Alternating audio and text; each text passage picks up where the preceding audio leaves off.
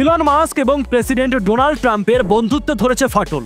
গেল কয়েকদিন ধরেই এমন গুঞ্জন হাটে বাজারে। সম্প্রতি সরকারি দক্ষতা বিভাগ ডিওজির দায়িত্ব ছাড়ার ঘোষণায় এমন খবর চাউর হয়েছে। তবে সমালোচকদের বুড়ো আঙুল দেখিয়ে বন্ধু ইলন মাস্ককে কাছে টেনে সেই সমালোচনার জবাব দিলেন মার্কিন প্রেসিডেন্ট ডোনাল্ড ট্রাম্প।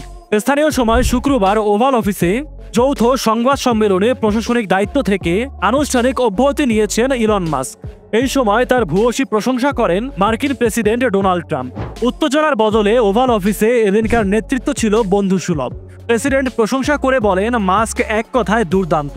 তবে ইলন মাস্ক প্রশাসনিক দায়িত্বে না থাকলেও পরামর্শদাতা হয়ে ডিওজির সংস্পর্শে থাকবেন তিনি। এ সময় মাস্ককে তিনি একটি সোনালী চাবি উপহার দেন, যা শুধুমাত্র বিশেষ ব্যক্তিদের জন্যই বরাদ্দ থাকে। এই সময় ট্রাম্প বলেন, ইলনের নির্দেশনায় জালিয়াতি ও অপচয় শনাক্ত করে পুরনো সিস্টেমকে আধুনিক করা সম্ভব হয়েছে। আমরা এই সব বিষয় নিয়ে অনেক আলাপ করেছি। দুঃখের বিষয়, এই পরিবর্তন অনেকটাই প্রয়োজন ছিল। এখানে তিনি আরো বলেন, মাস্কের 130 দিনের সময়সীমা শেষ হয়েছে গত 30 মে। তবে ট্রাম্প প্রশাসনকে সময় দিতে গিয়ে ব্যক্তিগত কাজে একদমই খেয়াল রাখতে পারছেন না ইলন মাস্ক।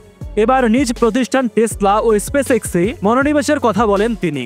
এখানে ইলন মাস্ক বলেন, এটা ডিওজির শেষ নয়, বরং ডিওজির শুরু। বিশেষ কর্মকর্তা হিসেবে আমার সময় ছিল সীমিত। সময়ের সঙ্গে সঙ্গে ডিওজি আরও শক্তিশালী হবে। তবে হোয়াইট হাউস মাস্কের দক্ষতার প্রশংসা করলেও প্রশাসনিক কাজে তার ভূমিকা নিয়ে রয়েছে নানা ধরনের ধোঁয়াশা।